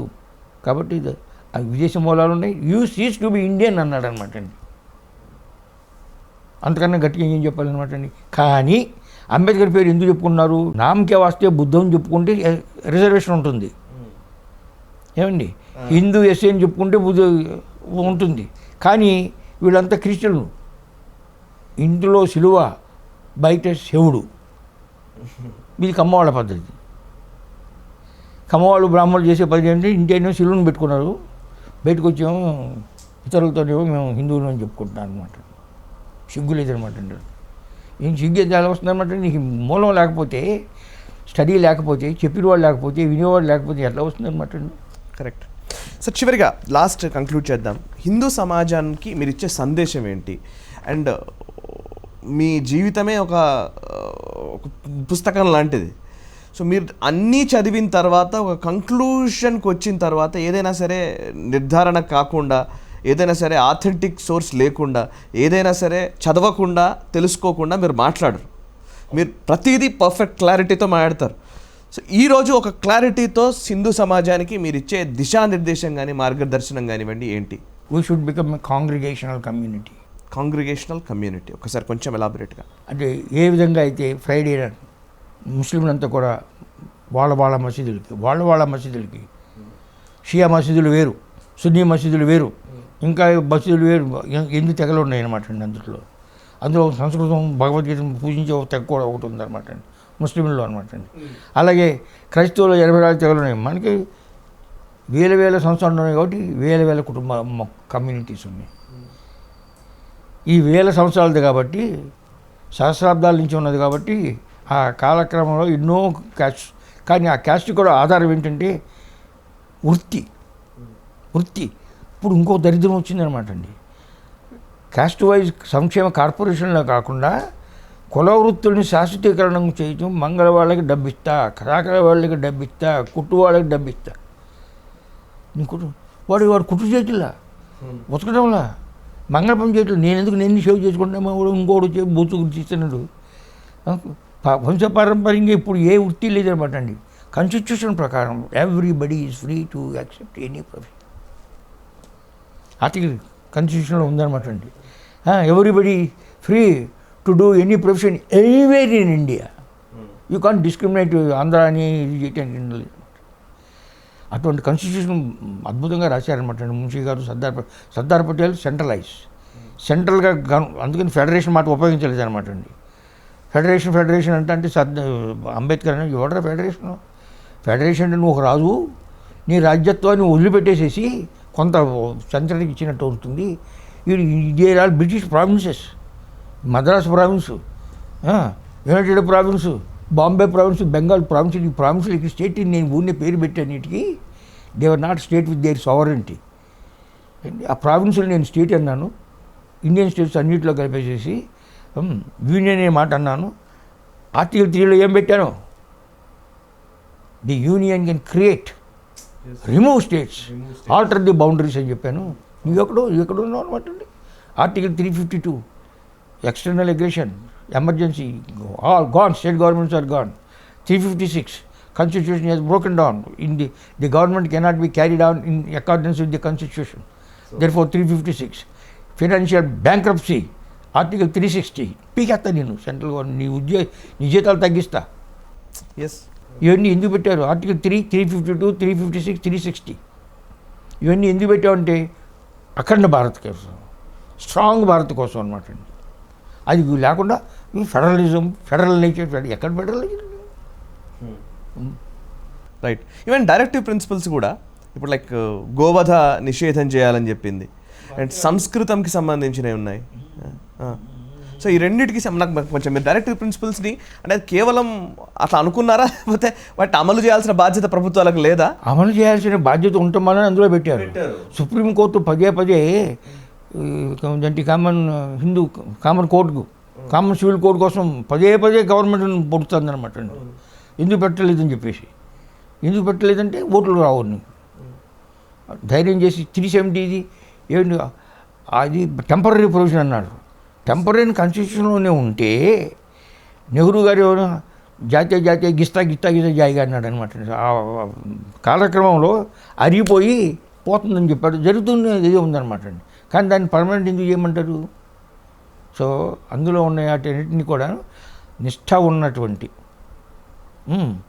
భారతీయ తత్వం ఉన్నటువంటి ప్రభుత్వం మెజారిటీ వచ్చింది కాబట్టి, రాజ్యసభలో వాళ్ళకి మెజారిటీ లేదు.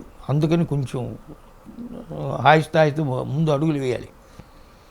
కొన్ని ఎలా పాస్ చేశారో తెలిసిన, చాణక్య నీతితో పాస్ చేశారు రాజ్యసభలో. ఎవరైతే ఓటు వ్యతిరేకంగా వేస్తారనుకుంటున్నారో వాళ్ళందరూ ఫారిన్ ట్రిప్ మీద పంపించేశారు. బీజేపీ గవర్నమెంట్ తెలుసు కదా. తెలుసు. అది రాజ్యం చేయాలంటే చేయాలన్నమాట. చాలా అంటే అన్ని ప్రయత్నాలు చేసి చాణక్య వ్యూహాన్ని దాన్ని చేయగలిగారు. ఇదంతా కూడా ఇట్ ఈస్ శాంక్షన్డ్ బై రాజనీతి. ఇప్పుడు భీష్ముడు చెప్పింది, దాని తర్వాత చాణక్యుడు దాన్ని విశదీకరించాడండి. అర్థశాస్త్రం అంటే అర్థం అంటే డబ్బు కాదండి. మానవుడు జీవించడానికి ఏమేమి కావాలో అవన్నింటినీ కూడా అర్థం అంటారు అనమాట అండి. అర్థశాస్త్రం చేసే కాంప్రహెన్సివ్ అనమాట అండి. అందులో వేగులు ఉపయోగించమని చెప్పాడు, ప్రాస్టిట్యూషన్ ఉపయోగించమని చెప్పాడు. నీ పక్క ఉన్నవాడు నీవు శత్రువు అన్నాడు, నీ పక్కవాడు నీ మిత్రుడు అన్నాడు అనమాట అండి. ఎంత రాజనీతి అన్నీ చెప్పాడు అనమాట. వేగులు అని ఎట్లా ఉపయోగించాలి, ఇవన్నీ ఎలా ఉపయోగించాలి అన్నీ. అది ఎంత చదవకుండా వీళ్ళంతా ఏంటి చైనా ఎడ్యుకేషన్, అంటే చైతన్యను నారాయణ వాడు ప్రశ్నలకు జవాబులు చెప్పేసి వాడు ఐఏఎస్ ఐపీఎస్ చేస్తా అంటే ఏమి తెలియక సీఎంఓ ఏం చెప్తున్నాడు, పిఎంఓ ఏం చెప్తున్నాడు, అదే కరెక్టర్గా చేసే పని అనమాట. ఇప్పుడు జయప్రకాష్ ఉన్నాడు అనుకోండి, వాట్ ఈస్ ది సమస్య, what is the problem, implemented it. That's what I did. నీ బుర్రను ఉపయోగించు. ప్రభుత్వం ఏ చట్టాన్ని కూడా ప్రజల కోసం చేస్తుంది కానీ ప్రజలకు వ్యతిరేకంగా చేయదు, అంతే కదండి. ఆ చట్టాన్ని అమలు చేయడంలో నీ చుట్టం కింద మార్చుకుంటావా, లేకపోతే ప్రజల యొక్క హితం కోసం మార్చుకుంటావా? అందుకని నా పుస్తకం పేరు ఏం చెప్పాను, are you listening, the story of my struggles in the devotee to deliver service, not to administer rules. నేను 3 టెస్ట్లు అన్నా అనమాట అండి. Am I making money by breaking the rule? Your answer should be no, your conscience అనమాట అండి. ఈ the government put to laws, government laws అంటే ప్రజల లాస్ అనమాట అండి. It should not be put to laws. 3, are the public happier? ఈ 3 కనుక నువ్వు పాజిటివ్ ఆన్సర్ వస్తే, yes that is a guide, the rules are a guide, the act is a guide, but I will implement it. Implementation something different అనమాట అండి. మీ మొత్తం జీవితంలో మీ జీవిత భాగస్వామి ఇప్పుడు లేరు భౌతికంగా, బట్ ఇట్లాంటి అనేక సందర్భాల్లో స్ట్రగుల్స్ వచ్చిన సందర్భాల్లో మిమ్మల్ని ఇబ్బందిగా అనుకున్న సందర్భాలు ఏమైనా ఉన్నాయా, లేకపోతే లేదు మీరు ఇంకా కంటిన్యూ అవ్వండి అని చెప్పిన సందర్భాలు ఉన్నాయా? చాలా ఉన్నాయి. ఫర్ ఇన్స్టెన్స్ ఇక్కడ నేను జనరల్ మేనేజర్గా ఉన్నప్పుడు కమ్యూనిస్టుల ఉద్బోధతో సమ్మె చేశారనమాట. సమ్మె ఏంటి, గోదావరి ఏంటి, ఒంగోలు 1978 ఏప్రిల్లోనూ మేలోనూ ఒంగోలులో ఉప్పెన వచ్చిందనమాట అండి. ఉప్పెన వస్తే మా డిపార్ట్మెంట్లో ఒక రూల్ ఉంది, అందులో బాధితులకు 1 నెల జీతం అడ్వాన్స్ ఇవ్వవచ్చు అని. ఈ కమ్యూనిస్ట్ ముండావుడులు ఏం చేశారు, ఆదిలాబాద్ నుంచి శ్రీకాకుళం నుంచి అందరి చేత 3 టైప్స్ ఆఫ్ అప్లికేషన్స్ ప్రింట్ చేయించి కింద సంతకాలు పెట్టించి ఒక ఎమ్మెల్యే చేత సంతకం పెట్టించుకొచ్చారు. మాకు ఏమని పెడితే ముందు నేనేమన్నాను, నేను ఏమి నమ్మను, నాకు ఈ ఎమ్మెల్యే గడిన సంతకం నాకు అక్కర్లేదు, నువ్వు ఎఫిడవిట్ 1. 2, మోటూరి హనుమంతరావు అని కమ్యూనిస్ట్ లీడర్ ఉన్నాడు, వాడు సంతకాలు పెట్టాడు అనమాట. వెంటనే నేను చేసి, ఏమిటి నువ్వు హైదరాబాద్లో గొడవలు పోయినాయా, హైదరాబాద్లో ఉన్న డిఓటీ వాడికి ఒంగోలులో తుఫాను వస్తే వాడికి బట్టలు పోయినాయా, ఇదే మీరు పెట్టించే, నువ్వు సంతకం పెడతావు, వాళ్ళకి డబ్బు వస్తుందంట కదండి అని డబ్బు వస్తున్న గడి తినమంటావా, సత్ ఇవన్నీ కొట్టేశానండి, మీ వీటన్నింటిని రద్దు చేసి వారు చెప్తారంటే వీళ్ళు స్ట్రైక్లో వెళ్ళారనమాట. 2200 మంది ఉద్యోగులు తీసి అవతల పారేశారు, కిమ్మన లేదనమాట అండి. అప్పుడు ఇదంతా జరుగుతూ ఉన్నప్పుడు శాతపడి చేశారండి మా ఇంటికాడ. మీ నంబర్ ఎవరునో, నేను వాళ్ళకి నమ్మేవాడిని కదనమాట అండి. రాత్రికి రాత్రి ఒక ఉసిరి చెట్టు ఆకులన్నీ రాలిపోయినాయి, ఓకే, బ్లాక్ మ్యాజిక్ అంటారు కదా. ఆ కింద ఉదయం చూస్తే కుక్క చచ్చిన కుక్క పడింది అనమాట అండి. ఏం చేయాలి, బట్ మా వెబ్సైట్ చేసి రామచంద్ర గారు దిష్టి చేసిన డబ్బును రోడ్డు మీద వేస్తే ఏరుకుని వేరుశనకాలు కొనుక్కున్నాడు రామచంద్ర గారు అనమాట. నాస్తికవాది కదా. నువ్వు చేస్తే తప్ప కరెక్ట్ అనుకున్నట్టయితే నేను భయపడ్డాను అనమాట. అప్పుడు కొంతకాలం అయిపోయిన తర్వాత అనసూయమ్మని మాకు వదిన అవుతుంది, ఆవిడ నక్సలైట్, అండర్ గ్రౌండ్లో ఉంది, ఆవిడ అండర్ గ్రౌండ్లో ఉందన్నమాట అండి. మా ఇంటికి వచ్చింది అనమాట అండి. ఏంటి బాబు వీళ్ళు 14 రోజుల మట్టి సమ్మె చేస్తుంటే వాళ్ళని కనికరించడం లేదు నువ్వు, నీకేం తెలుసమ్మా, ఈ సమ్మె చేయవాడు ఒంగోలు బట్టలు పోయినాయి లంజోడికి, హైదరాబాద్కి బట్టలు పోయినాయా, ఈ పిటిషన్లో వీళ్ళు సంతకాలు పెట్టేది అంటే నాకు తెలియదంటే అప్పుడు చంద్ర రాజేశ్వరరావు సిపిఐ వాళ్ళు నడుపుతున్నారనమాట అండి. రాజేశ్వరరావు రింగ్ చేసింది మా ఇంటికాడి నుంచి, రాజేశ్వరరావు గారు ఇలా జరుగుతుంది, హనుమాన్ సార్ తప్పు చేయడు, నేను కూడా విచారించాను, ఆయన చేసేది కరెక్ట్, అవినీతి పనులకు ఒప్పుకోడు ఆయన, మీరు మీ పార్టీ వాళ్ళు మమ్మల్ని విరమించమని చెప్పండి. నేను ఇంటర్ఫీర్ అవునన్నారు, సరే అన్నాడు. దాని తర్వాత మా వాళ్ళు సెంట్రల్ యూనియన్ లీడర్ దగ్గరికి వెళ్ళారు అనమాట. లీడర్ దగ్గరికి వెళ్తే నువ్వు హనుమాన్ చౌదరి తప్పు చేయడు, నేను ఇంటర్వ్యూ అన్నాడండి. సరే అన్ని రోజులు అయిపోయిన తర్వాత వీళ్ళకి మేము నెగోషియేషన్స్ ఎవరో నెగోషియేషన్ చేయండి, గవర్నమెంట్ పడిపోవాలి, మీరు సమ్మె చేస్తే గవర్నమెంట్ పడిపోతుంది, చేయండి సమ్మె చేయండి నేను నో నెగోసియేషన్స్ అన్నా అనమాట అండి. ఆ పార్టీ వాళ్ళు విత్డ్రా చేసుకున్నారు. విత్డ్రా చేసుకున్న తర్వాత 2200 మంది ఉద్యోగం తీసి అట్లా పారేశారు. టెంపరీ వాళ్ళు అనమాట అండి. ఉద్యోగం తీసేస్తే అప్పుడు మళ్ళీ యూనియన్ వాళ్ళు వెళ్ళి యూనియన్ సెక్రటరీ ఢిల్లీలో అనమాట మా మెంబర్ ఆఫ్ ది బోర్డు దగ్గరికి వెళ్ళి సార్ 2200 మందిని తీసేశారండి, ఇది అన్యాయం అక్రమం అంటే మీరు అట్టే మాట్లాడండి, మా మాట వినండి ఆయన అంటే అప్పుడు ఆ మెంబర్ నాకు రింగ్ చేశాడనమాట. కనుకరించని ఏంటి బిర్యానీ అని పిచ్చిమంట కొడుతున్నా అనుకున్నావా, నేను తీసేసి మళ్ళీ నేను తప్పు చేశానని చెప్పి వాళ్ళని ఉద్యోగంలో తీసుకోమంటావు, నువ్వు నా పైన నీకు హక్కు ఉంది కాబట్టి నువ్వు తీసుకోవాలి ఉద్యోగంలో, నాకు ఆర్డర్ ఉంది చేస్తాను. ఇవ్వాల ఓకే పోయింది, ఉద్యోగాలు పోయినాయి అనమాట అండి. అప్పుడు వీళ్ళు ఒక ప్యాంప్లెట్ వేశారనమాట అండి, X communist are enemies of communist of labour అని. ఎక్స్ కమ్యూనిస్ట్ అయ్యేసారా మీరు పళ్ళు అప్పుడు? ఓకే. సో సో సో ఇటువంటి వాటిలో వచ్చి అలాగే డిపార్ట్మెంట్లో రూల్స్కి వ్యతిరేకంగా ఈయన పనులు చేస్తున్నాడని చెప్పి పిటిషన్లు పెట్టి పబ్లిక్ అకౌంట్స్ కమిటీ దగ్గర దాకా వీళ్ళకైతే ఉద్యోగం పోయేటట్టుగా అటువంటిది అనమాట అండి. పరిస్థితుల్లో పని మా వైఫ్ చెప్పింది, పని వ్యవసాయం చేసుకుందాం, మనం వ్యవసాయం ఉంటుంది అనమాట. కానీ నువ్వు తగ్గటానికి వీల్లేదు అనమాట అండి. ఆ 3 నేనే గెలిచా.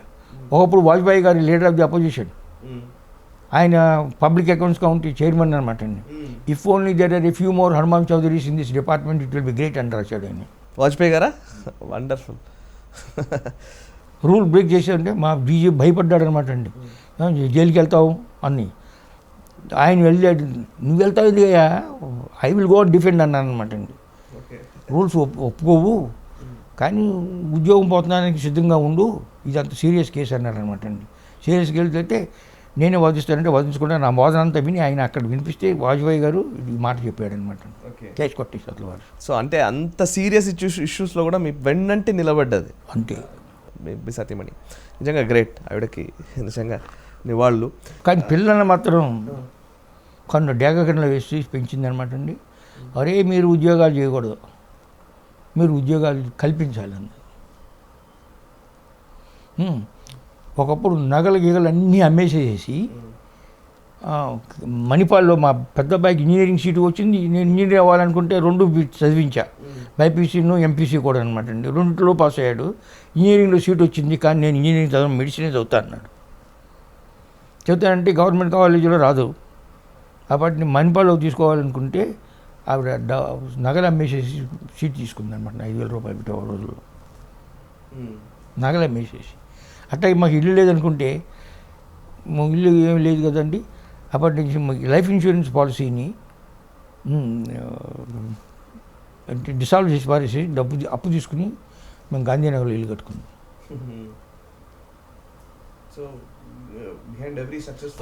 First thing is important is you should not B corrupt. Government should not be put to loss. Third is, are the public satisfied or dissatisfied? ఈ 3 ప్రిన్సిపల్స్ ఉంటేనే. So what is the problem? What is the solution? Implement it.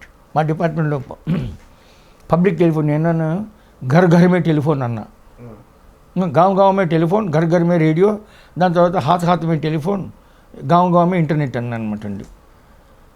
ఇప్పుడు post ఆఫీస్లో public telephone ఎక్కడ పెట్టేవారు? పూర్వకాలం మీరు ఉన్నారు చిన్నప్పుడు పోస్ట్ ఆఫీస్లో ఉండేది. గ్రామంలో పోస్ట్ ఆఫీస్ ఎన్ని గంటలు పనిచేస్తుంది? 3 గంటలు పనిచేస్తుంది. ఎక్స్ట్రా డిపార్ట్మెంటల్ ఏజెంట్ అని వెళ్తారు. వాడు చేసేవాడు ఇంటి పెద్ద కులం వాళ్ళ దగ్గర పెట్టుకునేవారు టెలిఫోన్, పోస్ట్ ఆఫీస్ కింద 2వ వాడు రానిచ్చేవారు కాదు. ఇప్పుడు అవుట్ సైడ్ దోస్ 3 hours కనుక టెలిఫోన్ చేయాలనుకుంటే లేట్ ఫీ అని వసూలు చేసేవారు. సో ఆ లేట్ ఫీ కోసం ఈ ముండవాళ్ళు ఏం చేసేవారు? టెలిఫోన్ అవుట్ ఆఫ్ ఆర్డర్ అని చెప్పేవారు. పోస్ట్ ఆఫీస్లో ఉన్న టెలిఫోన్ అవుట్ ఆఫ్ ఆర్డర్ అని చెప్పేవాడు. ఆ లేట్ ఫీ అంటే మూసేసిన తర్వాత వస్తే ₹1 ఎక్స్ట్రా ఇచ్చేవారు అనమాట అండి. అప్పుడు పనిచేసిందని చెప్పేవారు. ఎక్కడుంది? తీసేసి పారేసేసి పోస్ట్ ఆఫీస్లో ఉన్న టెలిఫోన్ అన్నీ తీసి పారేసా, కాంటాక్ట్ ఇంటికాడ పెట్టా. ఊళ్ళో కాంటాక్ట్ ఉంటాడు కదండి, వాడు 6 గంటల కాడి నుంచి రాత్రి 10 గంటల వరకు మెలుగుని ఉంటాడు అనమాట. అప్పుడు పోస్ట్ ఆఫీస్ వాళ్ళు అన్నారు, మేము we won't deliver salaries through money order. మేము మా వాళ్ళు అన్ని చోట్ల ఉంటారు కదా, వాళ్ళకి శాలరీస్ ఎట్లా పే చేయాలి? మేము మనీ ఆర్డర్ పంపించేవాళ్ళం. వీళ్ళు మేము మనీ ఆర్డర్ డబ్బు కట్టు అన్నారు అనమాట. డబ్బు కడితేనే మేము తీసుకుంటాం. టెలిఫోన్ తీసేసాను కదండి. వీళ్ళకి టెలిఫోన్ ఆఫీస్ టెలిఫోన్లు ఉన్నాయి. పోస్ట్ మాస్టర్ జనరల్ కానీ సూపరింటెండెంట్ ఆఫ్ పోస్ట్ ఆఫీస్ కానీ డబ్బు కొట్టు లేకపోతే కట్ చేసి పారేసా. నువ్వు మనీ ఆర్డర్ ఫీజు కట్టమంటున్నావు, నువ్వు టెలిఫోన్ బిల్లు కట్టు. సో విదిన్ ది డిపార్ట్మెంట్ ఇద్దాం అనమాట. చివరికి నేనే నెగ్గా. సో మీరు టెలికమ్యూనికేషన్స్లో డే 1 నుంచి అంటే ఇప్పుడు 60s నుంచి 50s నుంచి మీరు పనిచేశారు కదా. సో ఇప్పుడు అంతా టెలికమ్యూనికేషన్ వ్యవస్థ అంతా మారిపోయింది. ఇప్పుడంతా మొబైల్ ఫోన్స్ వచ్చేసాయి, ఇప్పుడు అన్ని సొఫిస్టికేటెడ్ టెక్నాలజీ, ఇంటర్నెట్ కాలింగ్ ఇట్లాంటి వాటిల్లోకి వెళ్ళిపోయాం కదా.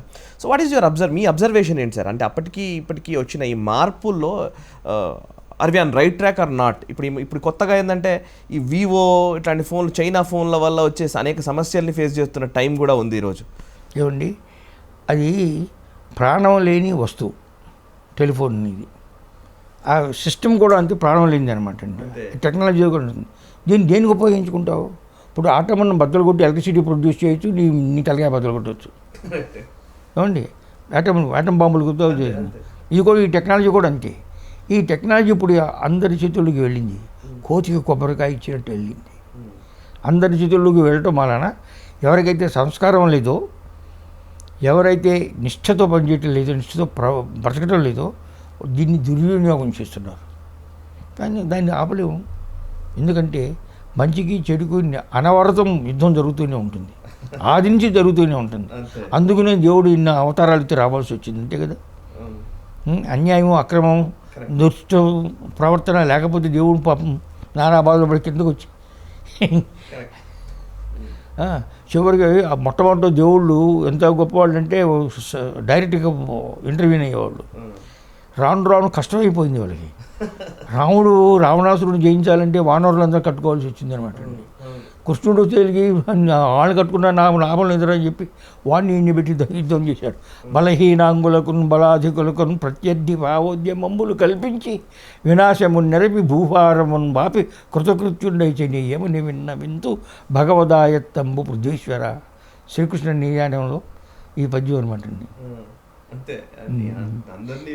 నా వల్ల ఏం కాదురా బాబు, చివరికి దేవుడు కూడా హోల కాదు అనమాట. అందుకని బలహీనాంగులకు బలాధికులకు ప్రత్యర్థి భావోద్యమములు కల్పించి మీరే కొట్టుకు సావంటారని అందరూ చేసి లాస్ట్కి అంటే అంత కృష్ణ అవుతుంది అనమాట. మంచి చేయాలనుకుంటే దుర్బుద్ధి. అదే విధంగా ఈ టెలికాం నెట్వర్క్ ఇదంతా వచ్చిన తర్వాత అన్నింటికి ఉపయోగించుకోవచ్చు. ఇవాళ నాకు క్రెడిట్ కార్డ్ బిల్లు వచ్చింది, నేను చేసిన ఖాళీ లేదు, నేను కొన్నది లేదు, డబ్బులు వేసాడు అందుట్లో. కొంతమందికి బ్యాంకులో బ్యాలెన్స్ అని వెళ్ళిపోతాయి, అవునా? పోతూనే ఉన్నాయి. అదే టెక్నాలజీకి 2 వైపులా ఉంటుంది, ఎట్లా వాడుతున్నాం అన్నది లెక్క. అది సంస్కృతి, కల్చర్. నియమము ఆకులై ధర్మచక్రమి సౌందర్యనందనంలో రాశారు కదా కాటూరి వెంకటేశ్వరరావు గారు వాడు అనమాట అండి. Okay, anyways thank you very much sir. చాలాసేపు మీరు ఓపిక్గా మాకు సమాధానాలు చెప్పారు, మాకు చాలా విషయాలు మాతో పంచుకున్నారు. అసలు మీతో మాట్లాడుతుంటే టైం తెలియదు, ఇంకా చాలా విషయాలు మాట్లాడాల్సినవి ఉన్నాయి, కానీ ఇక సమయభావంతో నేను ఆపివేస్తున్నాను. Thank you very much sir, thank you very much. So చూసారు కదా, అది ఒక విజ్ఞాన సముద్రం అని చెప్పాలి. అందులో నీటి బొట్టంత జ్ఞానాన్ని కూడా చాలామందికి కలిగిలేము. నేనైతే చాలా చెప్పడానికి చాలా సిగ్గు కూడా అక్కర్లేదు, ఎందుకంటే వారు విజ్ఞాన భాండాగారం. అట్లాంటి వ్యక్తి దగ్గర చాలా విషయాలు తెలుసుకోవాల్సినవి ఉన్నాయి. వారి జీవిత సారం అంతా కూడా క్రోఢీకరించి ఇంకా అనేక అంశాలు మాట్లాడాల్సినవి ఉన్నాయి, కానీ టైం లేకపోవడం వల్ల అంతకు మించి నేను మాట్లాడలేని పరిస్థితిలో వీలైనంత వరకు వారి సంభాషణలు, వారి ప్రసంగాలు నేషనలిస్ట్ హబ్లో ఇచ్చే ప్రయత్నం ఖచ్చితంగా చేస్తాము. అండ్ వారు రాసిన ఆర్టికల్స్ కూడా వారి పర్మిషన్ తోటి వీలైతే వాటిని ఒక వీడియో రూపంలోకి మార్చే ప్రయత్నం కూడా ఖచ్చితంగా చేస్తాము. ఇప్పుడు ఈరోజు ఉన్న సమాజానికి ఖచ్చితంగా ఇటువంటి మార్గదర్శుల వారి జీవిత సారాన్ని, వారి స్ఫూర్తిని భావితరాలకు అందించాల్సిన బాధ్యత మనందరిపైన ఉంది. ఖచ్చితంగా వారు చెప్పిన విషయాల్ని ఆచరణలో పెడదాం, స్ఫూర్తివంతమైన జీవితాన్ని గడుపుదాం. అండ్ హిందూ ధర్మానికి సంబంధించి వారు ఏదైతే చెప్తూ ఉన్నారో అందరూ కూడా ఒక చైతన్యవంతమైన స్ఫూర్తితో ముందుకు వెళ్లాల్సిన సందర్భం వచ్చింది. ఎందుకంటే అనేక దాడులు జరుగుతూ ఉన్నాయి మనపైన. ఈ దాడుల్ని ఎదుర్కోవాలంటే మనలోనే చైతన్యం రావాలి, ఈ ధర్మానికి సంబంధించి అవగాహన కలిగి ఉండాలి. నేను హిందువుని అని సగర్వంగా ప్రకటించుకునే రోజు వచ్చిన రోజు ఈ ధర్మం నిలబడుతుంది, ఈ దేశం బాగుపడుతుంది, తద్వారా మిగతా మతాలు కూడా బాగుంటాయి. Thank you very much. చూస్తూనే ఉండండి Nationalist. It's a news revolution.